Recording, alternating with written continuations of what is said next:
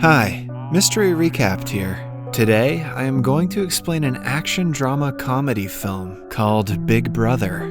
Spoilers ahead, watch out, and take care. Henry has returned to Hong Kong after serving in the US military for years. Looking to start a career as a teacher, he goes to his former school, Tak Chi Secondary. The principal notes that he doesn't have experience in teaching, but after being shown a recommendation letter from a higher official, he is given the job. Before Henry leaves, the principal informs him that the class he is assigned to teach is one of the worst in the school. The morning of his first day at school, Henry walks into the class to see that it is in absolute chaos. Some students are sleeping, others are singing, some are playing video games, while a good number of them are cooking ramen on a portable stove. Even after the teacher walks in, they completely ignore him and continue what they are doing. Henry tries to get their attention, but they pretend to not hear him. He gives up on trying to divert their attention and goes around the classroom commenting on the things they are already doing. The students who are cooking are asked to eat less ramen because it contains too much sodium. Henry then approaches a guy named Zufa playing ukulele and helps him with it. Similarly, he warns a gamer kid against the radiation he might receive from staring at the screen all day. Geez, if that's a real thing, then it's too late for all of us anyway.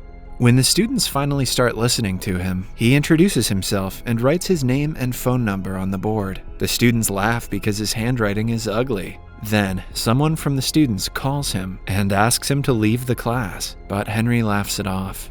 The kids ignore him yet again and continue with the activities they were doing before his arrival. Having enough of it, Henry uses a rubber band and piece of chalk to trigger the fire sprinkler in the room. The students quickly spread out to keep themselves from getting wet. He finally gets their full attention and officially welcomes them to his class. Welcome to my class! After class, a group of 5 lowest-ranking students gathers in the sports supply room to smoke. The leader of the group, Jack, has a crush on an A-grade student from another class. The others find him staring at her picture and make fun of him. The group has a rivalry with the rich and spoiled kids from the school's basketball team. They enter the supply room and mock Jack, as usual, because he is poor.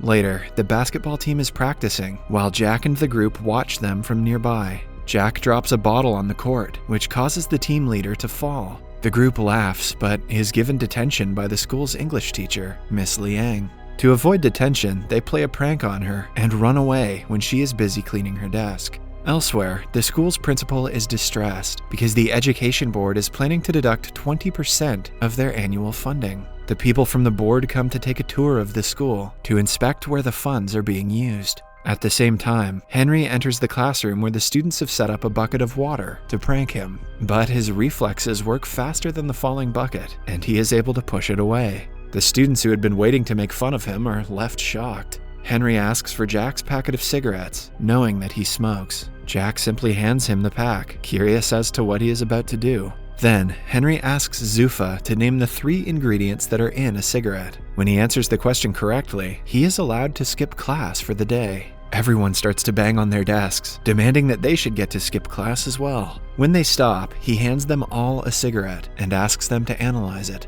Henry knows that if he simply mentions the effect it has on their health, they won't take it seriously. So, instead, he asks them about the outcomes of smoking cigarettes and explains how tar forms in their lungs. For the first time, they pay attention to the teacher and are actually interested in learning. After the bell rings, he asks them to return the cigarettes, and the students reluctantly agree. That day, in the cafeteria, the captain of the basketball team makes one of Jack's friends, Bruce, trip on his leg. This gives rise to an argument between the groups, which soon turns into a fight. They throw food and tables at each other, destroying the place. Later, Henry is informed that 5 students from his class have been temporarily suspended for starting the fight. Henry finds Jack fighting his opponent in the hallway and stops them. On being asked to calm down, Jack accuses the school of being unfair because the rich kids get no punishment. That day, after school, Henry goes through the files of all 5 students to find out more about them. The first guy is named Zufa, the son of a Pakistani immigrant who is always discriminated against because of his race. He is often accused of stealing by the policemen in his neighborhood. Zufa's only wish in his life is to become a musician. The second student is a girl named Danon. She was a disappointment to her father ever since her birth because he always wanted a son. Her entire life, Danon has been trying to gain her father's respect. She even cut her hair to a shorter length and played with cars to pretend to be a boy. Yet her father doesn't care about her, while he treats her younger brother like a prince. Then there are brothers named Bruce and Chris. Their mother ran away with a man when they were only kids, which turned their father into an alcoholic. The brothers only had each other to rely on while growing up. Bruce became obsessed with video games to escape reality, while Chris worked hard in a grocery store to make money for the family. Lastly, Henry can find no information about Jack's family background. In the following scene, we see Jack working at a restaurant as a waiter. An MMA bettor, Jian Ying, arrives at the restaurant with his business partners. When Jian Ying isn't looking, Jack steals his fancy lighter, but is caught. Jian Ying's men beat him up as he checks Jack's ID. After finding out that he is a student, he gives some money and offers him a job as their food delivery man. Somewhere else, Henry visits Zufa's home and finds him running away from his father and his associates after stealing a ticket. He helps him at first, but after finding out why he is being chased, he takes the father's side.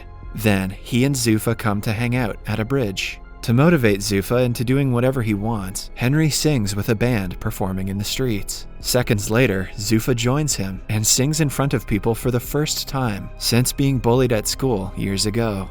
Meanwhile, Bruce and Chris's father comes home late, like always, and orders them to bring him a beer from the store. When the brothers refuse, he yells at them to get out of his house. The next day, Henry meets with their father and convinces him to go to rehab for his son's well-being.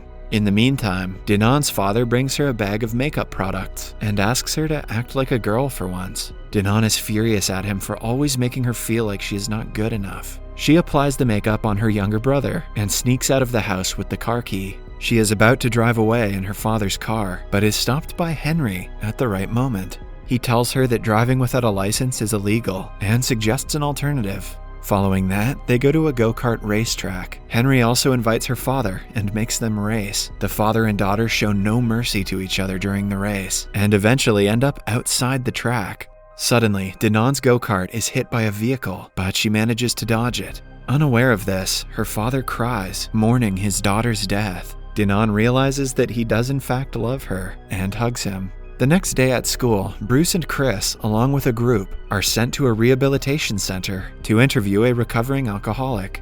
They are surprised to see that the person they have to interview is their father. The students ask him how he started to drink. The man answers that he loved his wife dearly, but she left him at the lowest point of his life. Hence, he started to drink and forgot that he had 2 kids to take care of. The man doesn't reveal that Bruce and Chris are his sons, but apologizes to them. By the end of it, the brothers are left crying.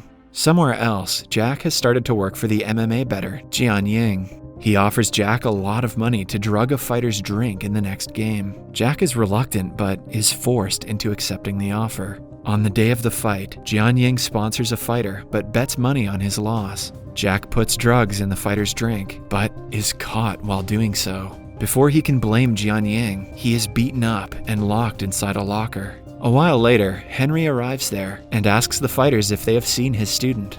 The men ask him to return home, but Jack, from inside the locker, yells for help. After finding out he is being trapped, Henry attacks them and overpowers them easily. When the fighters step in, it gets a bit intense, but Henry dodges their attacks efficiently. By the end of it, he knocks out their best fighter, who is supposed to compete in a few minutes. In the following scene, they are at a hospital where Henry gets treated for his wounds. Jack tries to reveal the truth about Jian Ying, but is made to shut up.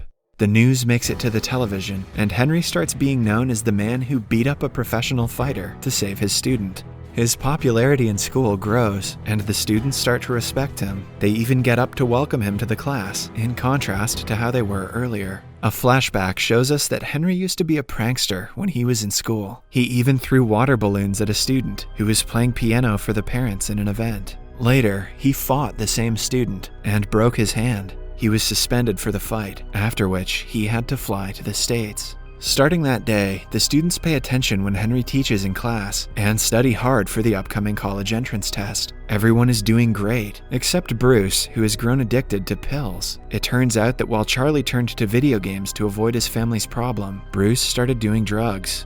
Because he is unfocused, he does very badly in the mock entrance test. Henry promises to help him, but Bruce grows more depressed with time. Eventually, he jumps off the balcony of his house. He is rushed to the hospital and goes into a coma. The media twists the news and blames it on the school and Henry for what Bruce did. The officials from the education board interview Henry and decide to revoke his teaching license. When he packs his things and leaves the school, the students chase him, asking him to stay. They are heartbroken by his absence, but they know that they should ace their upcoming test to make him proud. From that day on, they study twice as hard to prove to the board that Henry is a good teacher. On the day of the test, Jack, along with all of his classmates, get a text from Henry asking them to meet in the school an hour before the exam. When the students gather, they find out that it was Jianying's trick to keep them confined in the school so they won't make it to the examination hall on time. He is doing this to teach Henry a lesson. A while later, Henry arrives at school and finds out about Jianying's plan. He lets the students free and fights all of Jianying's people to stop them from harming the children. They escape and quickly make their way to the examination hall, while Henry fights Jianying. While they are fighting one-on-one, Jianying reveals that he was the guy who Henry had thrown water balloons at when he was little. It turns out that ever since Henry broke his arm, he wasn't able to compete in a big music competition. Ever since the incident, he hasn't touched a piano and blames Henry for ruining his dream. Henry tries to reason with him but is attacked yet again. They struggle to get a hold of a knife. At last, Henry gets in a chase to kill him, but doesn't do it. He asks for forgiveness for what he did when he was little and walks away. The students reach the examination hall at the right time and complete the test. Cut to a few weeks later. They all pass with flying colors. Jianying starts to play the piano again, but has a lot to practice before he gets as good as he used to be. Bruce recovers quickly and promises to attend the next year's entrance test. The principal is also delighted because the board decides to give them a 20% bonus fund because their students did very well in the entrance test. Henry returns to teaching and does the fire sprinkler trick on another batch of students. Subscribe for more videos like this, turn on notifications, and leave a like to help the channel out. Thank you for watching.